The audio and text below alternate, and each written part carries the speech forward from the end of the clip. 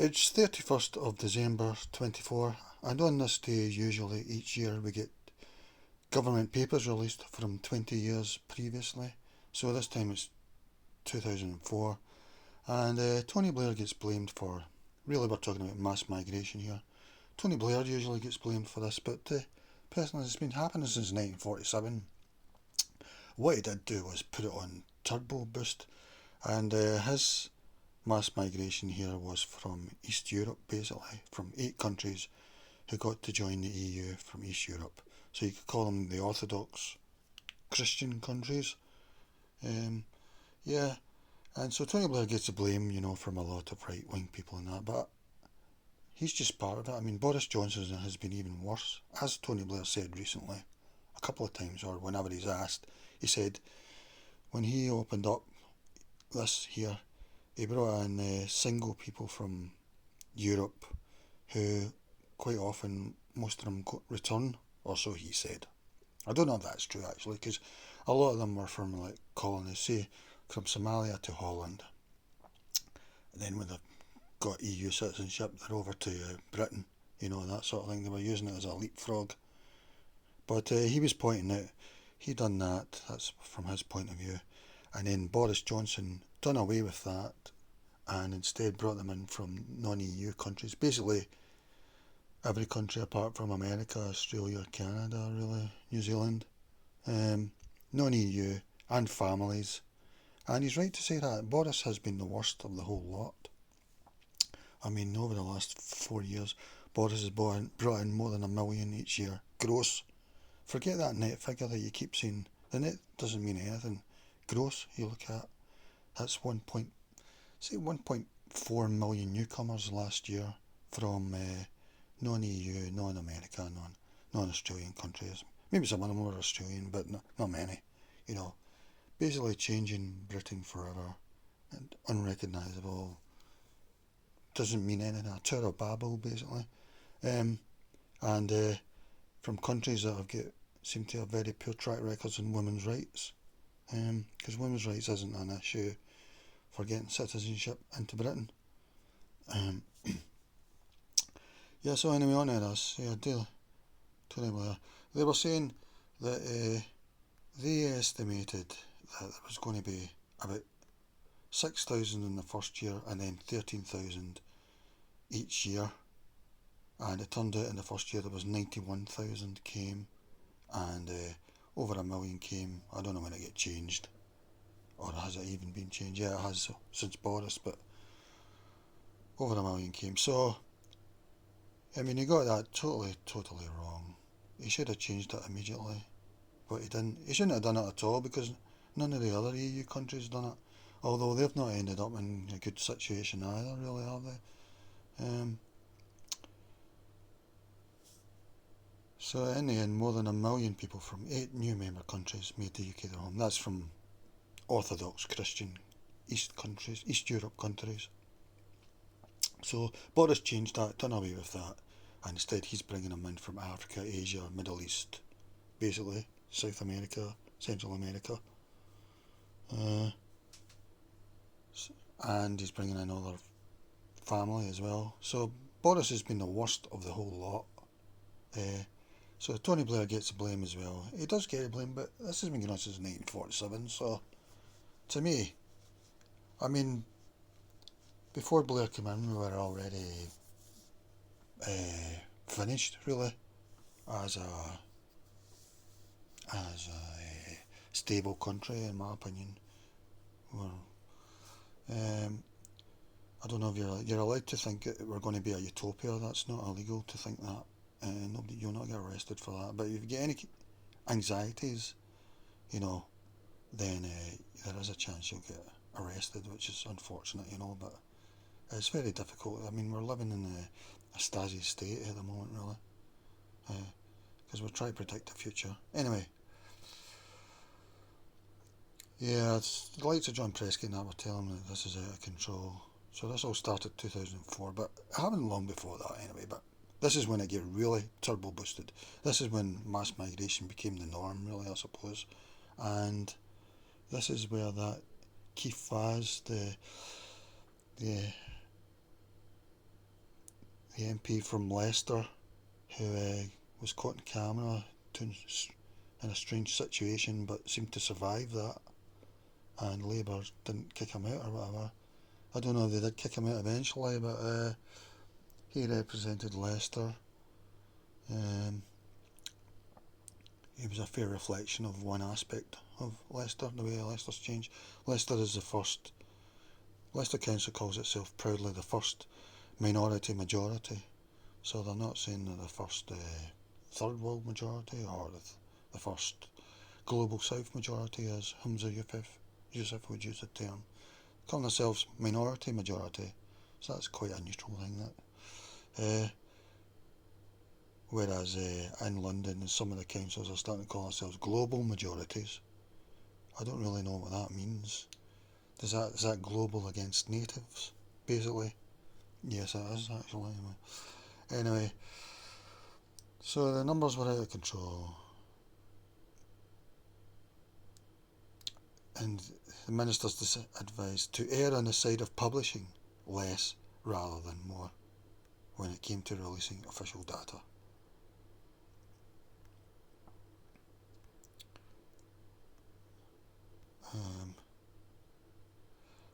Mr. Straw later admitted that the failure to put in place any transitional controls, as nearly all other EU nations had done, had been a spectacular mistake which had far-reaching consequences.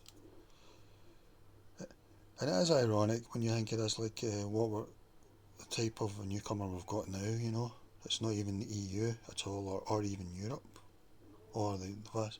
It's like Albania. Basically, it's a who's who of countries where the people don't seem to want to live at all, and they don't seem societies that Corbynistas want to move to, you know.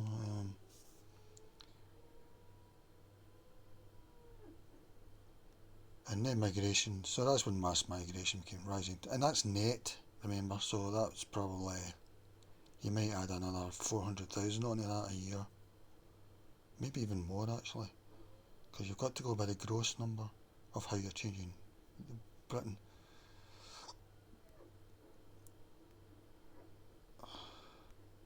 And as George Galloway points out, I've done it again, I hate this Daily Mail thing.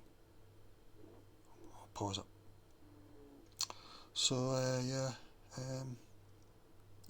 don't want to move. Don't move to the side.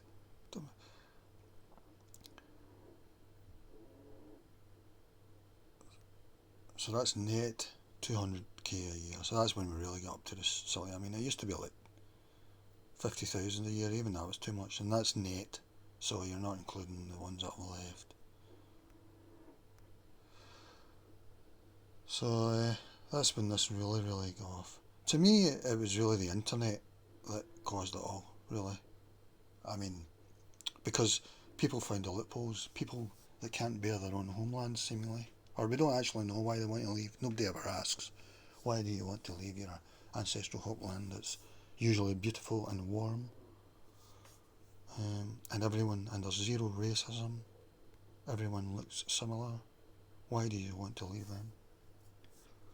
The only reason people should be moving, in my opinion, really is for warmth and beauty, really. You know, we should be going to from flourishing Britain to flourishing Lagos, or flourishing Islamabad. You know, Dhaka, flourishing Dhaka.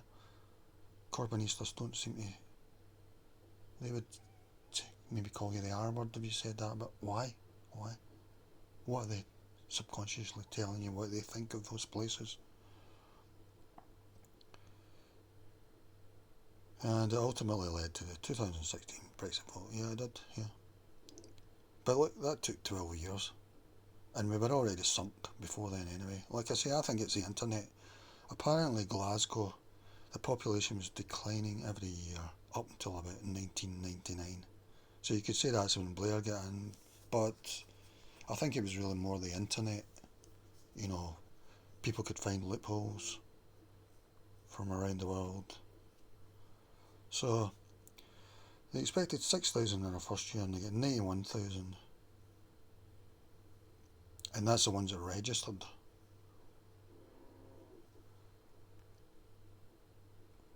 So this is the biggest news story I can see from the papers released. Britain was the only major EU economy to give the new citizens free access to its labour markets, along with Ireland and Sweden, and look where they are now, while others such as Germany and France opted to keep them out. Well, they're not much better now, but of course Merkel let in 1 million Syrians in 2015, but Germany's just been an easy place to get in anyway. I mean, that psychiatrist, he got in 2006 from Saudi Arabia. He's just knocked people down at a Christmas market. People that know him said he was a nutter, you know. And I feel sorry for his patients. That's what the German government are giving you as a psychiatrist. It had been expected that others would follow Britain's bold decision. However,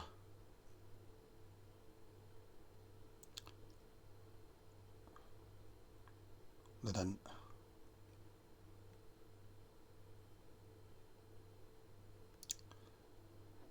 I mean, I think Labour now are finished anyway. I'm surprised people voted them in again, but I think that's them. They only get 33% of the vote at the election this year. I mean, and really, Reform are going to take most of their red wall, and elsewhere, Wales, Scotland, really everywhere, traditional Labour voters, working class Labour. They're just going to be left with they maybe get more middle class sort of lobbies, you know. That's basically that. John Prescott was concerned. John, blunk it back to Blair. Should stick with the plan.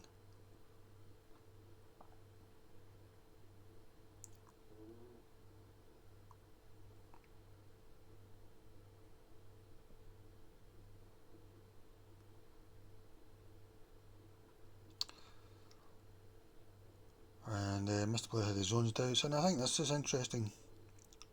Tougher benefit rules would be enough. I'll be sure this does his trick. I don't want to have to return to it, he said in a handwritten note. And it's interesting who he picks on, because I would regard this as discrimination, and unless it's sensible fact, you know. A warning of a possible influx of those people from Poland, the Czech Republic and Slovakia seeking to claim UK benefits only added to his concerns about the need to send out a deterrent message. We must do the toughest package of benefits possible and announce this, plus power to revoke visa plan and message to, and there's the people. He scrolled in a handwritten note, so he's allowed to say that in a private message. Keir Starmer's just called Boris Johnson's immigration thing an experiment over the last 4 years. So it is interesting that he's saying that, and yet if you said this on TV or something, you know, you might be arrested. You're not allowed to say any of that. You're allowed to say they're good people and they really contribute well to society. You're not allowed to say whether it turns out to be fact or not, you know. So it's interesting Blair said this. And it's too late anyway. I think they're one of the main new group in Nicola Sturgeon's constituency around about Hampden Park, around about there. I'm not sure. Other people suggest the government knew full well that its 5,000 to 13,000 estimate was unrealistically lower.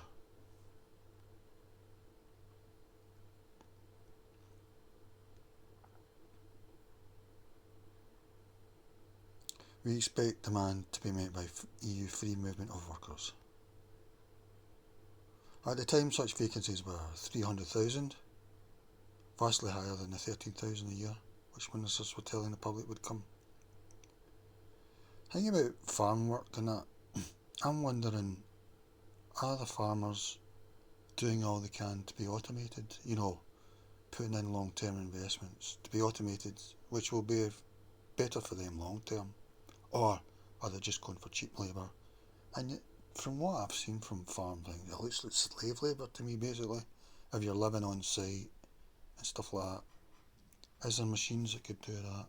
You know, I mean, government help them out if you can, or else if farming really isn't viable, then just, in my opinion, I would prefer countryside was wilderness really mostly, and have farms that are make a good profit and are fully modern.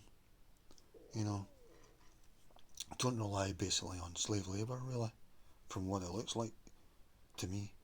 I mean, it's not officially slave labour, but it looks like it when you have to live on site and stuff like that.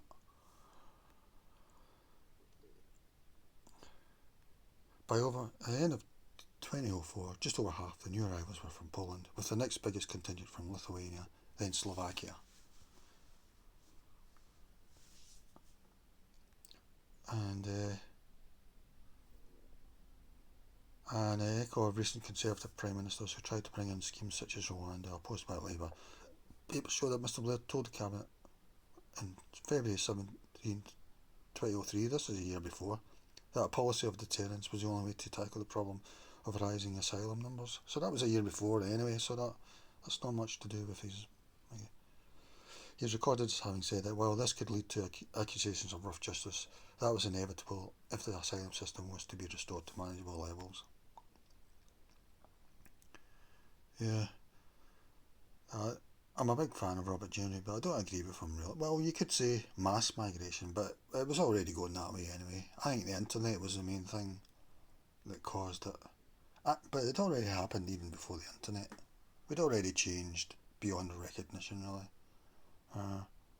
Maybe Scotland hadn't, but apparently Scotland now is it's about 13 or 14%. This is the census in 2023. About 13-14% are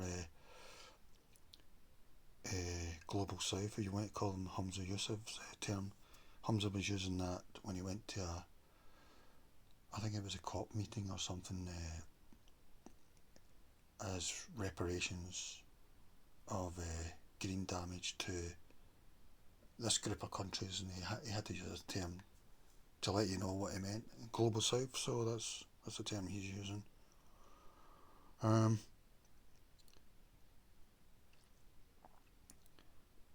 there's what Robert Jensen saying. He started to enforce it through, despite fierce opposition. 30 years later, many of our cities are unrecognisable. Yep, we are poorer and more divided. Well, it's 20 years later for Blair's disastrous experiment. Let's see the comments, some of them. But remember, these are this wasn't non-EU, you know, even though this was us going very different, you know. EU, first we were West Europe, then brought in East Europe, the Orthodox Christian line, you could call it, or something, and everyone else that could get in, and then Boris Johnson opened up completely, really.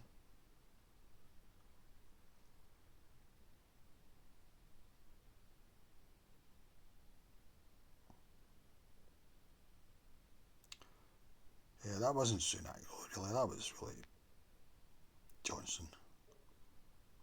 I don't know why people still support Johnson at all, you know. I mean, personally, I think we're heading for anarchy. I hope not, you know. I hope it is a utopia that the Mayor of London and Keir Starmer and Kemi Badenoch probably say, you know, through our best years are ahead. I don't know, I think we're sunk. I think our best years were the 1960s, and even then we were sort of hit below the keel, the waterline, really. We didn't know.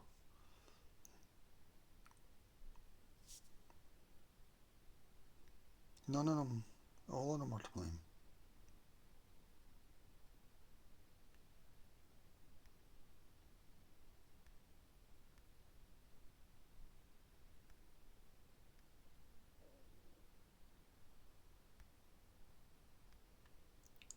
So that's very interesting, you know.